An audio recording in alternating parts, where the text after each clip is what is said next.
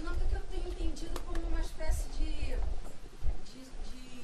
supra-solução, como se ele estivesse vivendo o supra-sumo do capital. Assim. Ele inclui o Lula num esquema que todos os conservadores estão, inclui ele como se fosse todos os políticos, para excluí-lo. Nesse contexto, que seria de um supra-sumo do capitalismo, né, a gente vem testemunhando a perspectiva de unidade na esquerda, como o professor Guilherme fez referência no ato, que pela primeira vez uniu os psicanalistas, a possibilidade de unidade na esquerda que começa por uma espécie de fantasia ideológica de que aquele é um governo comunista e que tem poder causal, porque agora o governo comunista está sob ameaça de um golpe. Então, é o poder causal de uma fantasia ideológica que produz uma unidade na esquerda. E aí, a minha pergunta porque eu senti falta um pouco disso, de em que perspectiva a gente lidar com a figura da fantasia como despida dessa carga que tem o próprio imaginário como um ideal, como coincidência consigo mesma, como despido de contradição.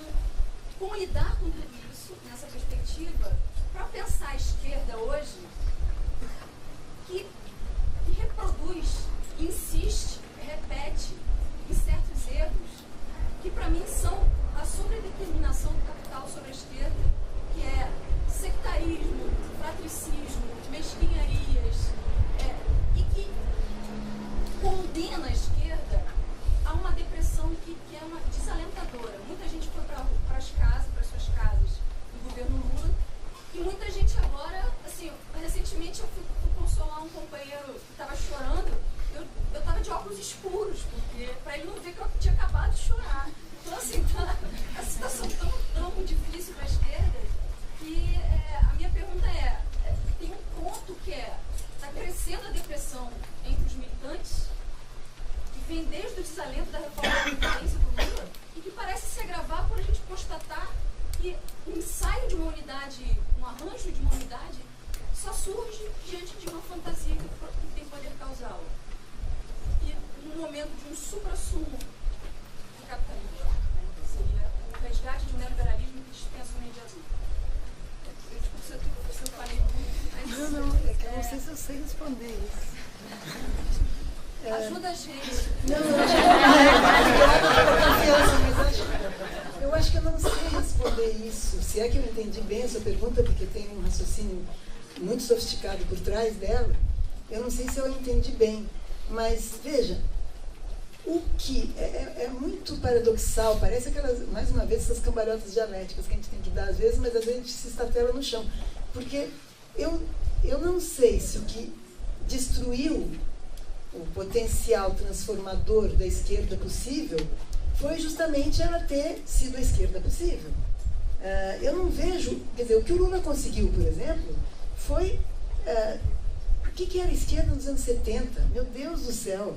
Tinha o Partido da Causa Operária, tinha o Partido Libertador da Causa Operária, tinha o PC, tinha o PC do B, tinha o PC do BR, sei lá, era uma loucura a esquerda. Fratricida no último, que como não tinha praxis, a praxis era muito limitada a reunir, tentar sobreviver, a quantidade de verdadeiros profetas para as verdadeiras revoluções, para os verdadeiros, era infinita, era infernal. Nos anos 70 eu participava do jornal Movimento e esse jornal já rompeu para fazer um outro jornal chamado Em Tempo, que ia ser um jornal de frente, porque o movimento era do PC do B, então ele era sectário. Né? Era sectário, mas era o PC do B, tinha uma expressão grande. A gente fez o Em Tempo. Quando a gente fez o Em Tempo, que era para ser um jornal de frente, ou seja, uma frente unida por algumas bandeiras comuns. Uma delas era anistia, a outra era constituinte. Tinha algumas bandeiras, mas não eram nem revolucionárias, porque imagina, 1978. Né? Então, assim que a gente fez o Em Tempo, e assim que pessoas de várias, da AP, do PCdoB, como é que chamava? O MR8, entraram no Em Tempo, Acabou o tempo, destruíram. Foi uma luta fratricida, assim, por pequenas diferenças, por rigorosas, de quem era mais representante da palavra revolucionária, e o PT se descaracterizou, o PT que nunca foi um partido revolucionário, era um partido de lutas trabalhadoras, por direitos de trabalhadores, né? Nunca foi um partido revolucionário. Mas o PT, que foi capaz de fazer alianças, né, foi derrotado pelo Brasil. A questão é que o Brasil é conservador. O Brasil é conservador. O Brasil foi, olha, falar assim, muito rápido, porque isso é tão... Acho que todo mundo já sabe, é só para repetir a ladainha. Foi o último país livre do Ocidente a abolir a escravidão. Só o Haiti foi mais longe que o Brasil. E só aboliu a escravidão, eu estava relendo agora o abolicionismo da Emília Viotti, só aboliu a escravidão porque começou a ficar contraproducente manter escravo. Senão não tinha abolido. Né? Começou a ficar mais fácil, quando começaram a vir as imigrações da Europa por causa da fome lá, etc., das crises ali, Alemanha e Itália principalmente, ficou mais fácil. Então, de repente, as fazendas de café em São Paulo começaram a ficar mais produtivas que a do Rio de Minas, que traziam trabalhadores italianos. Foi por isso que se aboliu a escravidão aqui, não foi? E olha que teve abolicionistas negros, teve André Rebouças, Luiz Gama, um monte de gente. Foi um filho de uma aristocracia canavieira com formação iluminista na Europa que pôde levar essa palavra e ser ouvida. Né? É um país conservador, no último, e continua sendo. Então, o Lula foi a esquerda possível nesse país. Né? Com as greves operárias dos anos 70, se não tivesse tido esse líder raposo, espertíssimo, capaz de dizer, segura aí, peraí, vamos por aqui, teriam sido reprimidas, apesar de já ter 78 e tudo mais. Né? Quando eu estava grávida do meu primeiro filho, eu fui em dois eventos que me fizeram naquela época pensar, nossa, sabe, aquela coisa simbólica, meu filho vai nascer num país... eu fui numa dos comícios do Lula, no ABC, comício de greve, não comício dele ele como líder metalúrgico, um comício gigantesco em 79, porque daí já não vinha mais a repressão, né? Comício gigantesco, aquele cara falando, você vê que ele falava mesmo com a multidão ali na hora, e outro foi receber os anistiados no Rio. Eu estava lá quando veio o Prestes, inclusive.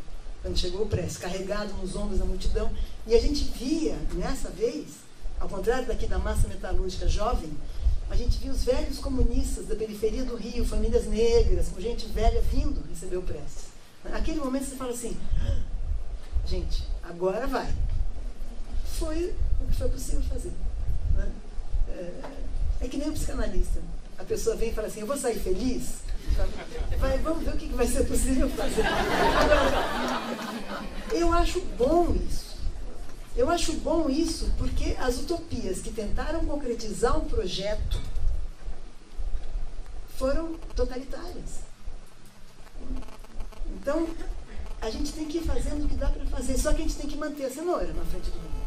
Quer dizer, a questão não é dizer, foi o que deu para fazer, tá bom. Por isso que a gente não para.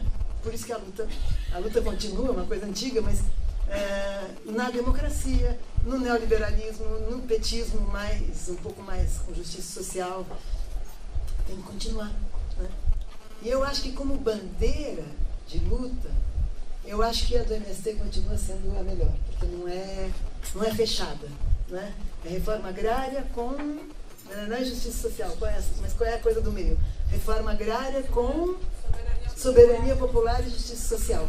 Eu acho que essa é a bandeira de esquerda. Tem que ser a bandeira de esquerda, porque são bandeiras abertas. Não é? Soberania popular, quem é que pode não querer soberania popular? E justiça social. Né? E reforma agrária, porque reforma agrária é a bandeira do MST, mas é forma de justiça social predominante num país em que as terras foram expropriadas de índios, de pequenos camponeses, de famílias durante séculos. Né? Então, são essas bandeiras que eu colocaria aqui como uma utopia que vale a pena e que parece tão nicha e que está tão longe. Não, eu queria só aproveitar essa discussão que eu acho que foi muito interessante. Talvez a gente tenha alguns pontos não exatamente de acordo, né? Mas acho que isso é interessante até pela tipo de questão que foi levantada. Eu gosto da ideia de uma dispensa da figura mediadora. Quer dizer, houve um momento em que a mediação foi necessária, essa mediação entre uma massa organizada, né, muito organizada sob a forma do sindicato, muito organizada sob a forma dos partidos, né, e aquilo que era o jogo político de então. Né. Quer dizer, eu lembro de um filme da Fassbinder, né, que chama O Casamento de Maria Braun, né, onde tem uma história muito interessante, porque a Maria Braun ela vai galgando lugares na vida social alemã, né, enquanto a Alemanha vai sendo reconstruída. E ela sai de um meio operário, né, e ela acaba se transformando na chefe da empresa, né, na secretária da chefe. Né. Em um dado momento, está lá os sindicalistas que vão discutir, só que ela conhece os sindicalistas desde moleque. Então ela começa a conversar, e o chefe olha para ela e fala, não, mas peraí, mas quem é você, de fato? Ela fala, eu sou a Mata-Hari do capitalismo global. E o Lula fez um pouco esse papel, né? Ele imaginou poder fazer este papel, né? Ser a Mata-Hari do capitalismo global, né? Aquele que podia ser aplaudido em Davos, ao mesmo tempo podia ser aplaudido em Porto Alegre, fazendo então um processo no qual, em última instância, ele não era só a figura do mediador universal, mas ele também conseguia colocar em circulação, e acho que isso que não foi questionado muito à época, um modelo de experiência política que era uma reencarnação na história brasileira. Né? Quer dizer, se a gente pensar, sei lá, na estrutura do governo Lula, né? A princípio não havia nada mais esquizofrênico, porque, por um lado, quer dizer, o conflito, por exemplo, entre os liberais e os desenvolvimentistas da economia, era um conflito dentro do governo, entre o Banco Central e o Ministério do Planejamento. O conflito entre o agronegócio e os ecologistas é um conflito dentro do governo, entre o Ministério da Agricultura e o Ministério do Meio Ambiente. É o conflito entre as Forças Armadas e os defensores de direitos humanos. É um conflito dentro do governo, entre a Secretaria Nacional de Direitos Humanos e o Ministério da Defesa. Todos os conflitos da vida social foram transpostos para dentro do Estado, né? Sem exceção de nenhum. E o que seria uma situação de completa esquizofrenia aparecia para a gente como uma espécie de astúcia do poder, porque ele fazia um pouco essa posição do mediador universal. Mas, na verdade, o que ele estava fazendo era reencarnando o único modelo que o Brasil conseguiu constituir, talvez aí um pouco essa questão foi o que era possível fazer, talvez porque a gente tinha, eu me pergunto, talvez não é porque a sociedade brasileira é conservadora. Eu tenho minhas dúvidas em relação a isso, né? Para mim isso realmente não é claro, né? Até porque, sei lá, eu lembro, por exemplo, de várias pesquisas que foram apresentadas nos últimos 5 anos, quando você faz questões de ordem moral, aparece um certo conservadorismo, né? Por exemplo, contra o aborto, então está lá, 70%, a favor da maioridade penal, 120%. Agora, quando você faz questões econômicas, a sociedade brasileira não é conservadora. Então, a intervenção do Estado como elemento regulador, a maioria aprova, né? Que intervém a favor. Oi? Uma parte dessa maioria quer que intervenha a seu favor, certo? Sim, mas de qualquer maneira.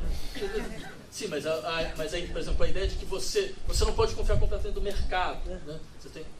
A maioria da população brasileira não só aprova, como ela procura, então, um modo de regulação.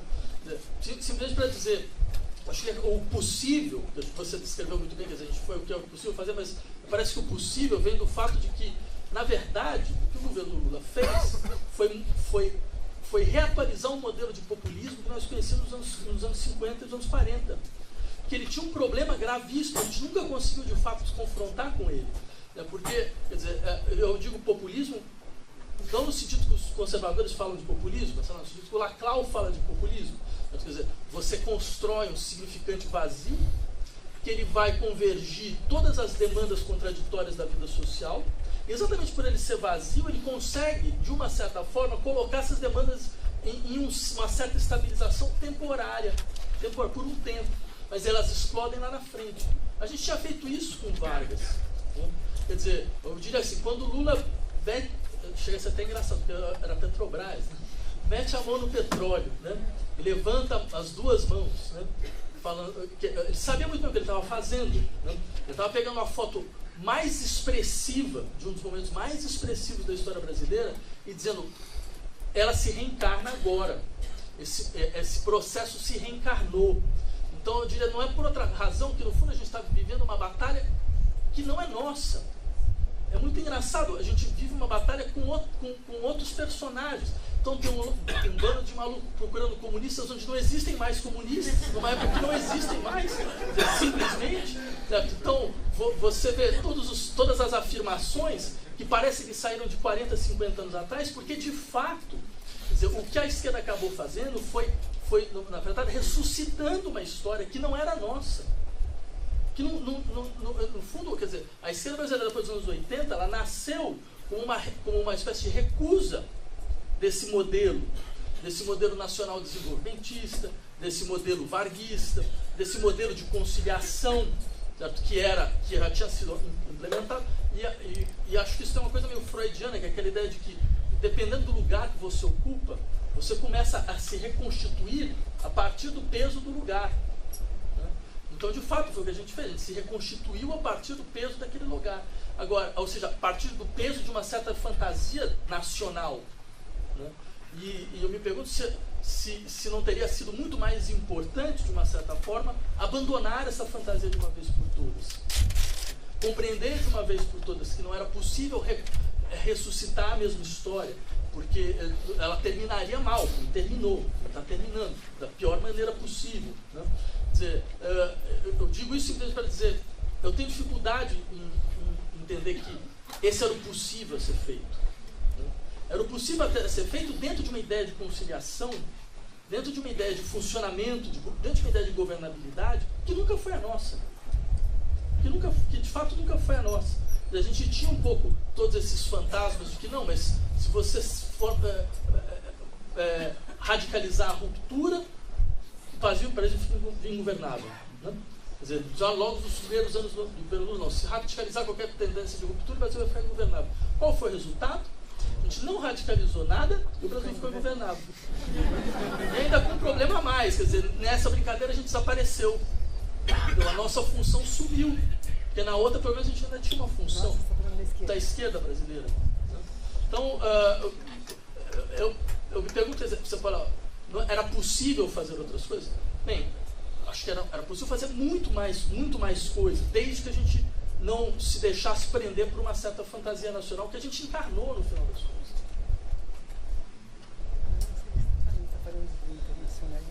Não, estou falando desse modelo varguista populista, que no fundo foi o que a gente acabou fazendo. É impressionante, o governo do PT, se a gente pegar o governo Vargas, é quase a mesma coisa do ponto de vista da sua estrutura. O Vargas tinha essa ideia, eu não me preocupo com os meus inimigos, minha preocupação maior são com os aliados, certo? Porque ele constituía um modelo de coalizão, onde você encontrava de tudo, absolutamente de tudo, um pouco como foram os nossos modelos de coalizão. Esse modelo de coalizão parecia que dava uma estabilidade para o país, permitia avançar em certos aspectos, mas ele criava um sistema de paralisias, né, social, quer dizer, que a vantagem do Vargas foi, de uma certa maneira, ele não viu a degradação do modelo. Né? O problema é que a gente ficou 14 anos no poder, quer dizer, a gente viu o modelo se degradando. Né? Não, de fato, quer dizer, a função da Dilma era ser uma espécie de Brezhnev do lulismo, sabe? Quer dizer, era o sujeito que ia fazer uma espécie de gestão day by day, né? E o resultado, bem, a gente sabe o que aconteceu. Eu fiquei curiosa, tem um rapaz ali que estava fazendo assim, você não quer falar alguma coisa? Tantas coisas, mas não vai dar tempo, vai ser uma confusão. Fica de pé para todo mundo te ouvir. A reencarnação pode ser, mas se não reconhecer que era um cara dono de terras, militar, e o Lula, um operário, é uma reencarnação, ok, é uma história que, como diz o riscado da psicanálise, talvez fique retornando, por isso que hoje fica essa esquizofrenia de chamar de comunista, realmente, pessoas que... Mas o vermelho ainda ser identificado com isso, mostra que esse trauma, essa passagem na nossa história que parou, ela ainda tem que ser contada para a narrativa se continuar. Então tem uma lógica aí que não reconhecer e só ver como uma abertura conciliatória, de um cara que tentou, como já foi dito ali, realmente tirou do Estatuto do PT a palavra socialismo há muitos anos. Nunca foi mentido isso. O Lula é muito mais um sindicalista do que um negociador. Não há pecado nisso. Ele preparou um terreno para talvez agora, com 3 milhões de ProUni e uma mentalidade maior, talvez daqui a alguns anos o caldo ficar maior. Mas não reconhecer que é um país conservador, de que a estrutura é monstruosa, é o que eles estão atacando, só com o judiciário quase derrubando o governo. E que se a gente radicalizasse, sim, ia ficar como ficou. Mas quanto à imagem de... parece um menosprezo dizer que é uma mera reencarnação. Não, uma reencarnação que não é fantasmagórica, porque o Lula não é o Getúlio que tem nada. Ele é a herança do trabalhismo, ponto. Mas é um cara numa outra história, com outra figura. Mas isso vai polemizar para uma outra direção. Eu só estava... 80% do que você disse é genial. Eu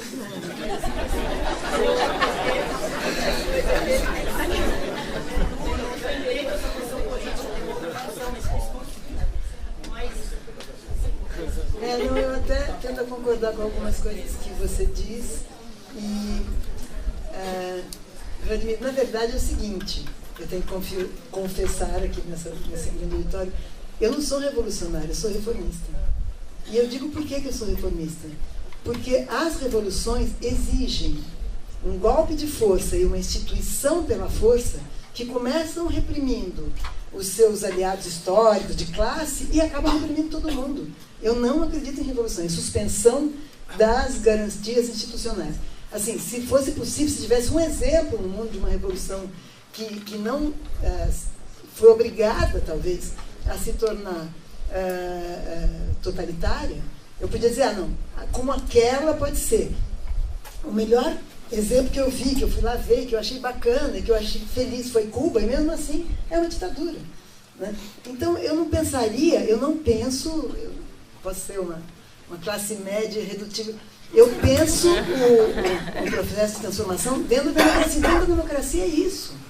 A gente arrasta a bola, eu estou usando como metáfora o PMDB, a bola de ferro no pé do prisioneiro. Ele pula um muro, mas ele tem que andar com aquela bola de ferro amarrada. Mas você vai fazer um outro tipo de mudança de gestão do poder sem essa estrutura parlamentar, etc., eu não confiaria, mesmo que a primeira figura que entrasse lá fosse o meu ídolo de esquerda. Porque, sei lá, não tem nenhuma história para dizer que pode ser diferente. Eu prefiro que, então, a gente continue nesse nheco-nheco mesmo. Reforma, vai mais um pouco, tenta, vai por ali. Eu deixo para você ou para a pessoa? Posso fazer só um pequeno comentário sobre a esquerda brasileira que, no meu entender, não entendeu ou não radicalizou o seu próprio universalismo, né, como traço distintivo. Que explica, por exemplo, por que nesse país a esquerda conseguiu se conciliar ou se compor com o catolicismo. Né? Você fala isso fora daqui, mas não é possível. Isso, tudo bem, não foi com todo o catolicismo, mas com uma parte significativa, até hoje muito, muito presente. Né? Quer dizer, quando você conta essa trajetória, a Maria Rita complementa, é como se a gente nunca conseguisse ter instalado isso como um fator diferencial da esquerda. E fomos derrotados pelos nossos próprios particularismos. Né? Bom, mas essa ideia de que então, a esquerda nesse país é uma espécie de representante dessa posição, ela coloca a gente num lugar muito ingrato, porque a gente tem que pensar a si mesmo e o outro. É aquele que, vamos dizer assim, é um oposto, mas não é excluído. Ele não está fora do jogo, ele não é um segregado. Você tem que pensar que ele também faz parte da história e está numa certa posição e assim por diante. Veja como isso, de fato, complica as coisas quando a gente tem um processo que começa, um pouco bruta a minha leitura, mas que começa com algo assim, muito simples do ponto de vista analítico. Não sabe perder. Teve eleição, ganhou Dilma, não admite a derrota. Não vamos perder, não vamos fazer como no jogo de War, vamos jogar para cima. Não está valendo, tem algum erro nas regras, vamos jogar outro jogo. Ou seja, isso a gente sabe o que acontece quando há uma recusa de uma experiência de perda. Né? Porque você tem que fazer o luto. Perdeu, faz o luto. Lembra, repensa, refaz a sua história, etc. Por que perdeu? Não aconteceu esse processo. Né? Então, bom, como patologia do luto, A depressão, a gente sabe que ela volta em sintomas. Um desses sintomas é a mania. Né? Quer dizer, vamos todo mundo, agora é simples, agora é só fazer a massa, forma um caldo e a gente vira. Quer dizer, é a expectativa maníaca de negar que perdeu, bicho, caiu a casa. Faz o luto e vamos o quê? Para outro capítulo da história dos desejos desejados. Bom, isso não aconteceu. Né? Outra perda do outro lado. Agora, quem é que vai ter que fazer o luto? Delas é nosso. A nossa posição universalista. Né? Quer dizer, o que está acontecendo é que a gente tem que fazer uma experiência de perda dupla. Né? Perda vamos dizer assim, de um desejo desejado, de um projeto, de um sonho, e etc.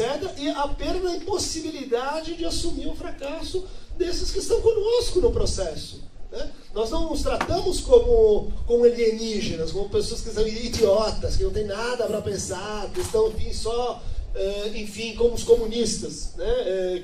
Que são um excesso do sistema, que deviam ser eliminados. Né? Quer dizer, a grande conversa é um pouco assim, qual é o discurso que vai sobrar disso? É um discurso que vai ter, vamos dizer assim, um traço universalista, ou nós vamos para um particularismo neoliberal, vamos dizer assim, segregatório, violento, excludente, assumido agora como lei, né? Com regra geral e não discutido. Deixa eu só defender uma coisa que você disse aqui, quer dizer, na questão com a igreja, não é? A teologia da libertação e a igreja nos anos 70 foram aliados preciosos, né? Quer dizer, a missa do Herzog foi celebrada na Sé com o exército inteiro do lado de fora, e ali a gente estava lá dentro, a missa do Zanuck, porque a igreja é que estava contra aquele tipo de atrocidade. Então, não acho que foi um reformismo. A igreja é que se aliou com a causa da esquerda durante a ditadura, né? E foi um apoio muito importante. Né? Isso não quer dizer, depois a luta continua, etc. e tal, mas foi muito importante ter tido uma parte da igreja do lado, pelo menos se não da esquerda, mas contra a ditadura, junto com a esquerda naquela época. Né? Só falar uma coisa meio rápida para não ficar monopolizando muita palavra, mas eu acho que tem certas situações nas quais nossa impossibilidade de ação vem do fato de nós dividirmos as possibilidades de uma maneira que já não faz mais sentido. Né? Por exemplo, eu de fato não consigo entender qual o sentido da distinção entre reforma e revolução. Eu me pergunto se isso não é muito mais um sintoma da nossa impossibilidade de pensar do que realmente uma descrição clara do que podem ser dois modelos possíveis. Eu acho que talvez eles tenham feito sentido há décadas atrás, mas eu não vejo muito por que nós utilizaríamos essa divisão mais agora. Quer dizer, tudo isso só para dizer, na verdade, eu acho que a questão fundamental que a gente está discutindo sobre, afinal de contas, o que é de fato possível, né? Eu insistiria basicamente que democracia nunca foi um respeito de regras. Democracia é um jogo de forças. Se você não tem força de um lado, tudo vai, mas isso não é só no Brasil, isso é em qualquer lugar do mundo. Certo? Se você não consegue constituir o teu campo de forças, certo? E mobilizá-lo, bem, você pode ter certeza que as regras vão desaparecer, porque a democracia ela é um queijo suíço, ela é cheia de buracos, ela tem um sistema de regras que é feito exatamente para que você possa flexibilizar a todo momento. Certo? Você tem o direito não é monolítico, certo? Ele não é uma peça monolítica. Então, nesse sentido, nós nunca vamos estar seguros sobre o império das leis. Né? Nós vamos estar seguros quando a gente for capaz de uma certa maneira, ter capacidade de articulação de força possível. Agora, o que eu acho que a esquerda brasileira não compreendeu é que, em 2013, a população brasileira falou de uma maneira muito clara. A estrutura da nossa democracia representativa acabou, ela não funciona mais, certo? Todas as promessas econômicas, elas não estão sendo realizadas. Haviam prometido para a gente que em 2016, 2017, a gente seria a quinta economia do mundo. A gente teria um padrão, a gente estaria nadando no pré-sal agora. A gente teria dinheiro, 75% do dinheiro do pré-sal para as universidades, para as escolas. Quer dizer, veja, o sistema de projeção que foi criado é algo, eu diria, é impossível imaginar que você não teria uma depressão profunda social e uma recusa social profunda. Quer dizer, mas simplesmente para dizer, naquele momento havia uma demanda muito clara, certo? a nossa democracia não funciona mais. A gente precisa de uma democracia direta, uma democracia de verdade, uma democracia mais próxima. Isso não foi sequer elaborado. Então eu diria, acho que a questão fundamental, de fato, é que nós nos adaptamos a uma limitação do possível, mas tão absurda, que chegou a um ponto que as pessoas começaram a se perguntar, mas para que existe esquerda? Mas qual é a função? Sabe, a gente vai ficar numa situação meio alemã, sabe? Veja como é que é o governo alemão. O governo alemão, assim, tem uma coalizão que dura anos entre a social-democracia e os conservadores. E o problema de tudo é que a coalizão funciona bem. Ou seja, se você consegue governar com o seu oposto e funciona bem, então para que isso existe? Estamos tentando discutir o que é capitalismo, o neoliberalismo e tal. Você usou uma expressão que foi, acho que foi capitalismo humanizado. E essa humanização, depois a gente realmente não é a melhor palavra, mas acho que expressa bem, teria sido resultado dos ganhos da luta da classe operária. Eu iniciei, 3 páginas agora, esperando começar. A legalização da classe operária. Em que ele está discutindo, entre outras coisas, se esses ganhos da classe operária não se traduziram também em perdas políticas da classe operária. E eu fiquei pensando um pouco sobre isso no contexto que estava falando. Há uma série de ganhos de mobilização política e tal, mas que no decorrer do século são institucionalizados, né? Eles são postos sobre uma certa formatação da lei, né? E a formatação da lei também acaba, ou pelo menos acabou a longo prazo, estrangulando as possibilidades políticas desses atores. Então, eu fico pensando assim, não seria, por exemplo, a institucionalização do sindicato, dos partidos, dentro de uma Constituição de direito, que reflete os interesses hegemônicos neoliberais, que também estrangula a ação política? Vocês estão sendo confusos? Não, está sendo anarquista. Não sabia nada. Anarquista.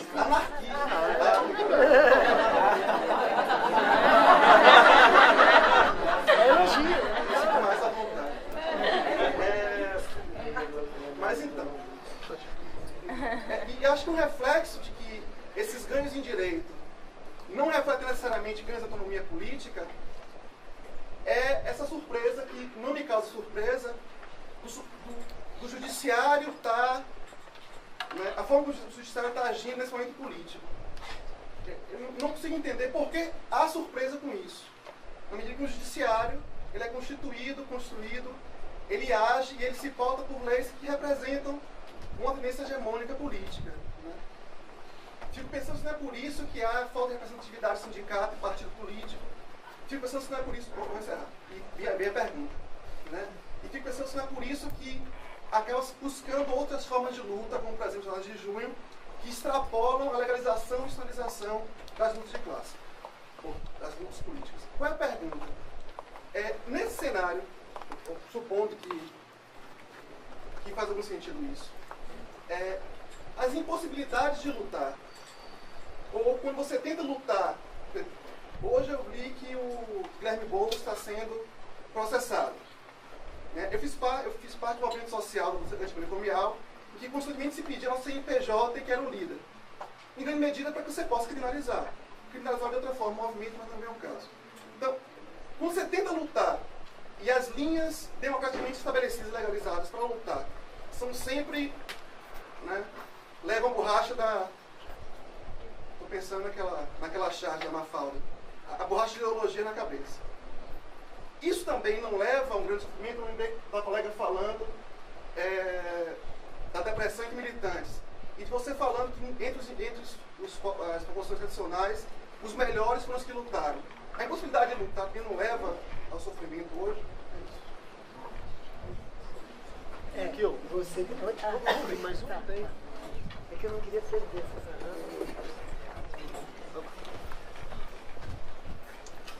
Não chega a ser uma pergunta, apenas uma pequena ponderação. Do ponto de vista da Rita, de que Lula foi a esquerda possível. que esse trajeto que foi até que chegamos é tudo menos tão linear,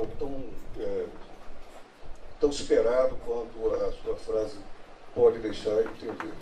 Até onde eu consigo enxergar, eu tenho estudado a transição brasileira, de 82 em diante, até onde eu consigo enxergar, a grande mudança do PT se deu na Constituinte.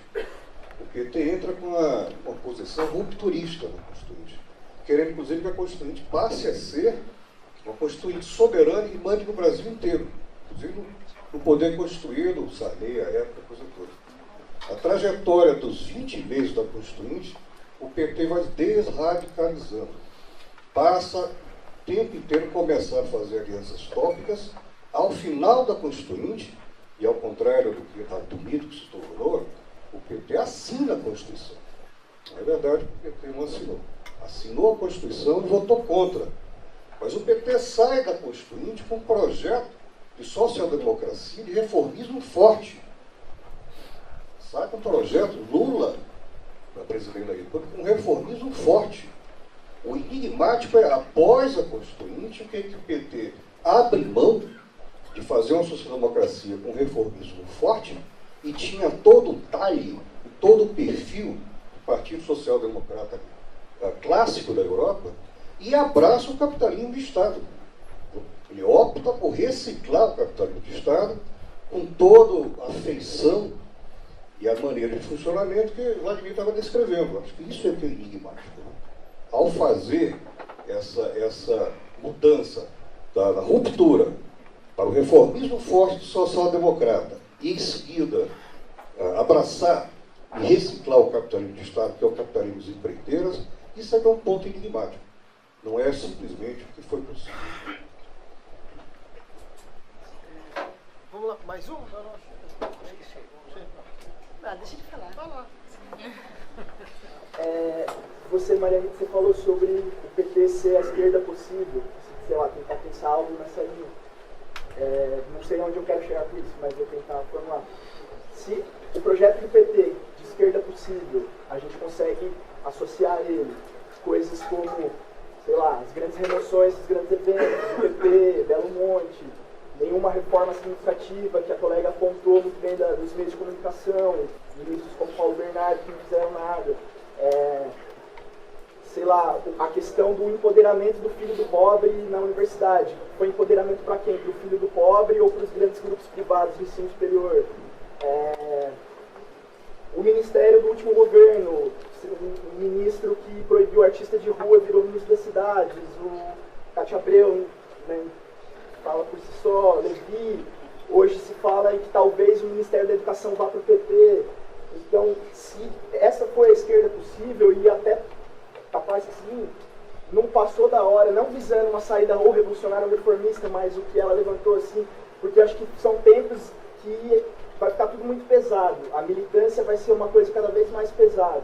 Acho que a gente está no momento da esquerda que não dá mais para ser de esquerda só esteticamente, vai ter que ser uma coisa, a gente vai ter que mergulhar nisso. Então, visando a nossa saúde mental, não cair em depressão, não é a hora de se desligar totalmente disso, a gente por esquerda, de defender, não defender o PT, eu sei que a democracia é muito mais complexa, eu não estou querendo pôr postura porque é muito sofrido pensar em tudo isso, a gente está vivendo tempo que está difícil para todo mundo, mas eu acho que para não cair a gente não pirar, não ficar deprimido, não é uma hora da gente pontuar, assim, tentar buscar, não sei qual é a saída, mas se desvincular disso, porque está tendo uma dificuldade muito forte. Se você fala, eu não apoio o PT, não vou sair contra, você está em cima do muro, você, não sei, é mais um desabafo, sei lá, porque tá difícil mesmo. Se for rápido. Vou passar a palavra a Não, mas Rita ela quer fazer. Olha e lá. depois encerramos. Olha lá, se não for rápido, eu te corto. Se for pensar na questão do possível e impossível, já foi um dia impossível a gente conceber Lula e Maluf juntos. Então talvez a gente esteja vivendo o impossível, não o possível. E Então, aí, mas aí eu acho que queria vem. só falar é que eu acho que a esquerda precisa aprender a perder. Eu acho que isso não é só em nome do Estado. Vou falar igual minha minha sobrinha fala, quando ela perde o jogo e alguém fala, você precisa aprender a perder. Ela fala, perder eu sei, eu tenho que aprender a ganhar. Eu vivo perdendo, eu sei perder, eu preciso aprender a ganhar. Tá bom, você falou que era 1 minuto. Nos sindicatos é a mesma coisa. Não, tá bom. Não, eu estou brincando porque eu acho que, na verdade, a gente, com essa estratégia de achar que a gente não perde, a gente só perde. Olha, gente, foi tanta coisa interessante, eu demoraria muito, não sei responder, mas eu quero só... primeiro, é claro, a gente faz o que dá para fazer. Né? Que nem o mecânico do meu amigo. Ele pega um carro, porcaria, e fala, doutor, foi o que deu para fazer. Nós estamos PT, o mecânico do meu amigo. Foi o que deu para fazer. Né? Agora, vamos diferenciar 2 coisas. Uma coisa é a tarefa de quem está no governo. Sei lá o que deu para fazer. A não ser que você fizesse uma ditadura do proletariado, aí tinha que ter muito mais proletariado no Brasil, e eu sou contra qualquer ditadura, então, até do proletariado, tinha que governar com esses bostas, desculpe a palavra, com o PP mesmo, é chocante, é chocante. O PT fez aliança com a escória, porque o PSDB era o outro lado. Um Brasil ligeiramente reformista tinha que ser PT e PSDB contra o resto. Agora não, o PSDB como ele é hoje, de jeito nenhum. Mas o PSDB dos anos 90... Um Brasil melhor, reformista no sentido mais progressista um pouco, tinha que ser PT e PSDB contra o resto. O resto é escória. Aí o PSDB pegou o seu pedacinho de escória lá com TEM, não sei o quê, e o PT ficou seu pedacinho de escória para poder ficar brigando uns com os outros. Quer dizer, eu não sei analisar isso do ponto de vista do materialismo histórico, mas que foi um desastre para nós, foi. Né? A aliança seria o filósofo e o encanador, como dizia chamado de filósofo. Sociólogo, desculpa. É que foi dito filósofo contra encanador. Né? E o Lula respondeu muito bem, falou, vocês precisam mais de um encanador do que de um filósofo. Mas, pronto, esqueci o que eu ia dizer. Era uma coisa tão simples, agora esqueci o que eu ia dizer. Ah, lembrei. Não, é simples, mas é terrível. Não, porque a gente tem essas questões. No entanto, tem um lado que não tem questão nenhuma, que não discute, que não tem dialética, que não pensa, será que é mais ético assim ou mais assado, e que hoje em dia quer dar a volta por cima. E isso está representado por uma faixa que eu vi numa casa lá perto do meu consultório, que é no Sumaré, é um bairro de classe média, mas também tem um monte de gente de esquerda ali. Vila Madalena, essa região que ainda dá para andar na rua em São Paulo. E o cara escreveu, botou na sua janela, orgulhosamente, a seguinte frase: quero meu país de volta. Ora, essa frase, para mim, é muito expressiva de 2 coisas. Uma, por mais que a gente esteja insatisfeita com tudo que esses governos petistas fizeram, tem gente que diz eles levaram o nosso país. Né? Então, tem gente que diz esse país não é mais meu. Não é o metalúrgico que diz isso, não é o operário. Esse cara é classe média, pela casa dele ele é classe média, mas é alguém que está identificado com o modo de gestão, com o modo de distribuição dos bens públicos, com o modo de privilegiar certas políticas públicas, que ele identifica. Aquele era o meu país. E ele quer de volta. Se ele quer de volta, quer dizer, não é o que está aí. Né? É um retorno do recalcado que ele tá pedindo. E que não é que foi recalcado, porque o PT não fez um governo repressivo, é que foi derrotado.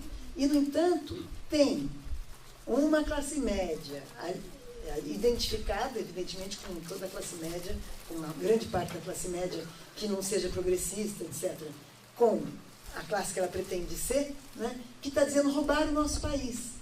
Roubaram por quê? Porque tem negro na universidade. Roubaram por quê? Porque tem gente levando dinheiro público, que é a Bolsa Família, enquanto a gente é que levava os bilhões. Roubaram por quê?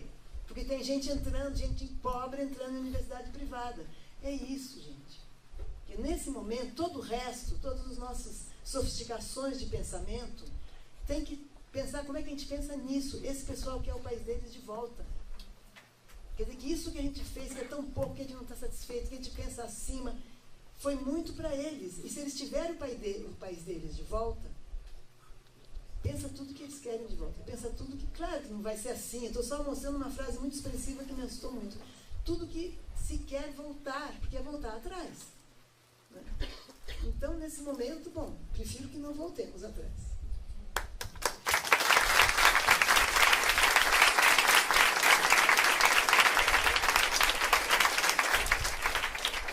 Então, só para fechar, primeiro, acho bastante sintomático esse modelo de debate que está acontecendo aqui. Quer dizer, a gente começou discutindo sobre questões epistemológicas da clínica do sofrimento psíquico e acabamos parando no lulismo. Né? Isso acho que eu acredito acho que isso diga muito a respeito um pouco do momento, mas na verdade o nosso projeto é sobre uma questão epistemológica específica, então a gente vai, a ideia é que as reuniões elas vão tratar dessas questões, não exatamente dessas, mas bem, de uma maneira indireta só, né? Que é um pouco que a gente pode fazer.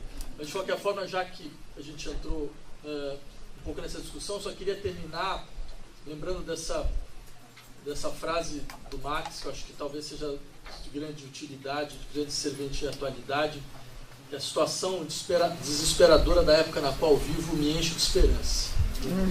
Porque eu acredito que talvez uma das questões que saiam como saldo desse processo é que talvez para a esquerda nunca mais vai ser possível pensar só a partir dos possíveis.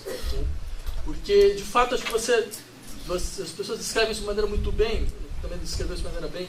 Quer dizer, se for para pensar neste modelo de governabilidade, não haveria muito mais o que fazer. Né?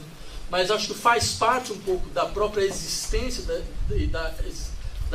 do sentido do que significa esquerda, acreditar que os impossíveis podem se tornar possíveis. Né? E para isso, mas é necessário ter clareza nesse ponto. Né? Clareza de que, de fato, quer dizer, jogar o jogo desta maneira não é possível.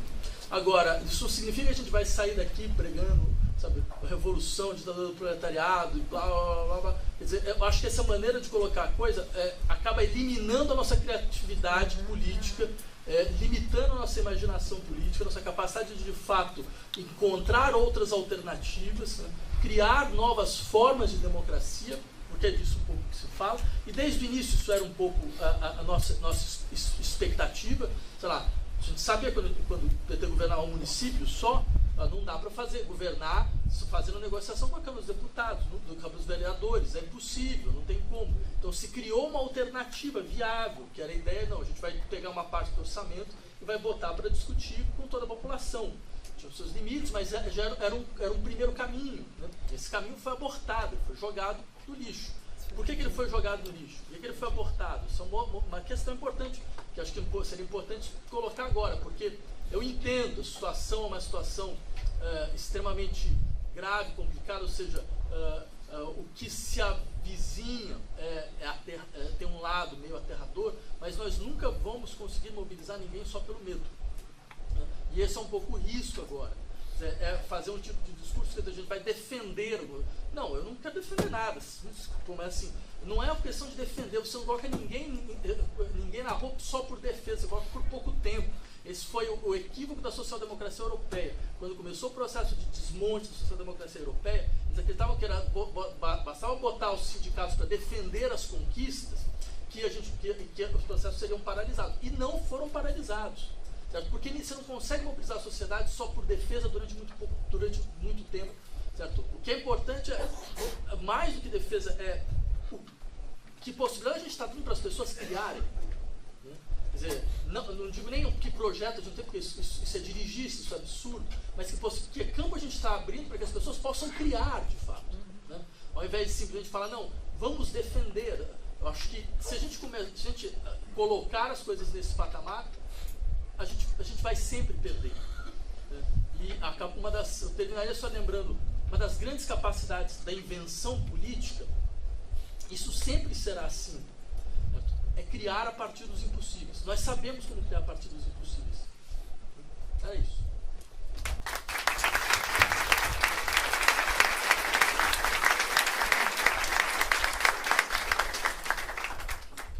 Bem, só uma palavra rápida, afinal, a respeito da melancolia dos militantes, que vem da experiência clínica.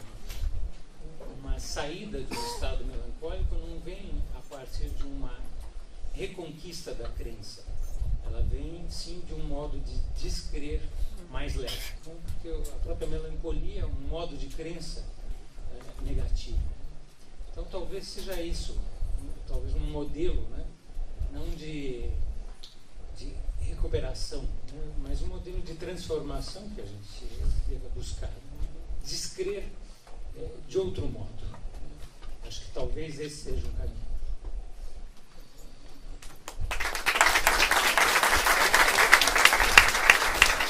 Eu quero só fazer uma divulgação que hoje é a plenária da prestação de contas do mandato da Luísa Erundina, que é uma pessoa, essa realmente não desiste, essa realmente na linha do que o Vladimir está falando, e vai ser na Uninove, agora tem que procurar na internet porque eu não decorei.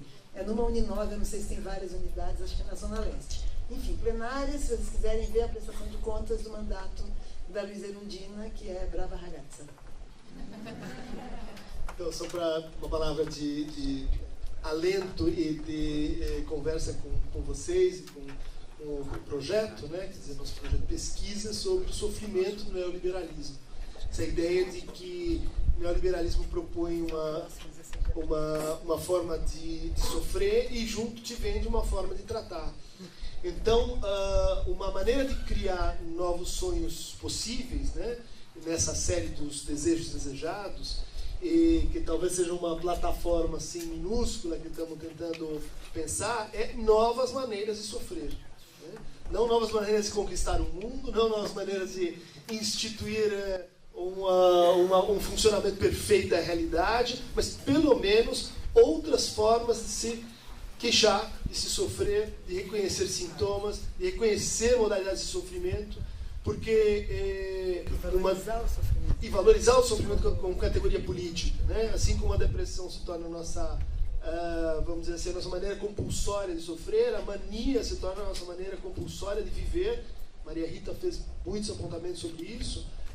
Ou seja, há um potencial crítico, há um potencial transformativo no sofrimento. O sofrimento não é só assim, a passividade, algo que você tem que remover da vida das pessoas, porque elas vão chegar no bem-estar, né, biopsicossocial, né? O sofrimento contém um fragmento de verdade, contém um fragmento de aspiração, de transformação possível. Se a gente consegue reconhecer onde estão as formas criativas, as formas produtivas de sofrer, talvez a gente consiga antídotos, ainda que provisórios, antídotos impossíveis contra essa máquina de edulcorar o sofrimento que é o neoliberalismo.